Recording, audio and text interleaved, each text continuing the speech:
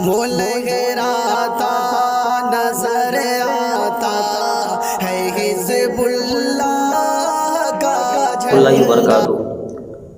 آج میں پھر آپ کے لیے ایک بہت بڑا عبرت کا واقعہ لے کر آیا ہوں۔ عبد الوہاب بن عبد الحمید ثقفی رحمۃ اللہ علیہ ایک بزرگ گزرے ہیں۔ انہوں نے اپنی ایک آپ بیتی سنائی۔ انہوں نے بتایا کہ ایک روز میں جا رہا تھا تو میں نے دیکھا کہ ایک جنازہ ہے۔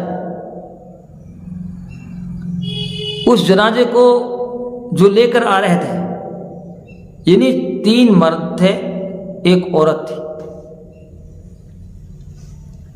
ایک پایا عورت نے پکڑ رکھا تھا اور 3 پائے جو تھے 4 پائی کے، وہ 4 آدمیوں نے پکڑ رکھے تھے۔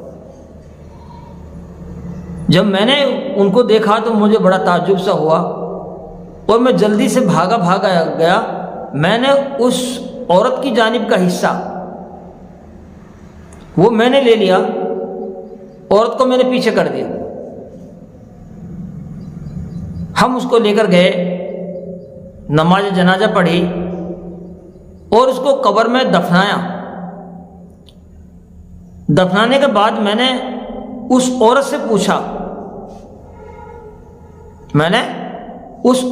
پوچھا کہ یہ جنازہ کس کا ہے؟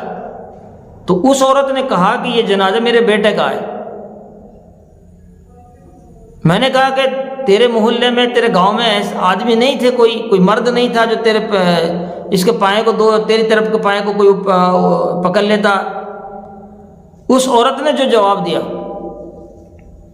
اس عورت نے کہا کہ آدمی تو بہت ہیں، گاؤں بھرا ہوا ہے، محلے بھرے ہوئے ہیں، لیکن کوئی اس کے ساتھ آیا نہیں۔ میں نے کہا کہ ایسی کیا برائی تھی اس کے اندر؟ ایسا اس نے کون سا گناہ کر دیا جس برائی کی وجہ سے لوگ گاؤں والوں نے اس کا ساتھ چھوڑ دیا؟ گاؤں والے اس کی نماز جنازے میں نہیں آ رہے ہیں، اس کی میت کا جو پایا وہ بھی نہیں پکڑا انہوں نے۔ ایسی کیا برائی تھی؟ ایسا کون سا گناہ کر رہا تھا؟ تو اس عورت نے جو بات کہی، اس نے کہا کہ یہ مخنث تھا، یعنی ہجڑا تھا یا عورتوں جیسے کام کرتا تھا۔ لوگ باغ اس کو، گاؤں والے سب اس کو ذلیل سمجھتے تھے، اس کو گھٹیا سمجھتے تھے، اس لیے لوگ باغ اس کے جنازے میں نہیں آئے۔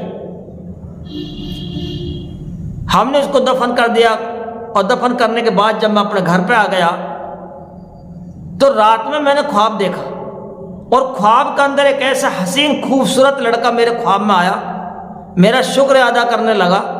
میں نے کہا کہ بھائی آپ کون ہیں؟ اس نے کہا جی میں وہی لڑکا ہوں آج جس کی نماز جنازہ آپ نے پڑھی ہے، میں وہی لڑکا ہوں جس کے جنازے میں گاؤں والے نہیں آئے۔ میں نے کہا معاملہ کیا ہوا؟ انہوں نے کہا کہ اللہ تعالیٰ نے میری مغفرت کر دی، اللہ نے مجھے بخش دیا۔ اور کیوں بخش دیا؟ اس وجہ سے بخشا کہ سارے گاؤں والے مجھے ذلیل سمجھ رہے تھے، سارے گاؤں والے مجھے ذلیل سمجھ رہے تھے، مجھے گھٹیا سمجھ رہے تھے، مجھے گری نظروں سے دیکھ رہے تھے۔ یہ اللہ تعالیٰ نے اس بنا پر میری مغفرت کر دی اور مجھے جنت میں بھیج دیا۔ ہم کسی کے ظاہری حالات کے اعتبار سے کسی کو گھٹیا نہ سمجھے، پھٹے پرانے کپڑوں کی وجہ سے ہم کسی کو کمزور سمجھ رہے ہوں، کسی کے پاس مال پیسہ وغیرہ نہیں، اس کو ہم اس وجہ سے گھٹیا سمجھ رہے۔ نہیں، کوئی نہیں جانتا کسی آدمی کے بارے میں کہ اس کا اندر کتنا تقویٰ ہے، اس کا اپنے رب سے کتنا گہرا تعلق ہے، اور نہ جانے اللہ کو اس کی کون سی ادا پسند آ جائے اور کون سی اس کی نیکی پسند آ جائے، جس نیکی اور جس ادا کے اوپر اللہ اس کے بیڑا پار کر دے۔ اس لیے ہمیں یہ بھی مذہب اسلام یہ ساتھ تعلیم دیتا ہے، ہم کسی کو کمزور، کسی کو گھٹیا نہ سمجھیں، ہم ایک دوسرے کی عزت کریں، اور چاہے کسی بھی مذہب کا آدمی ہو سب کی عزت ہم کریں۔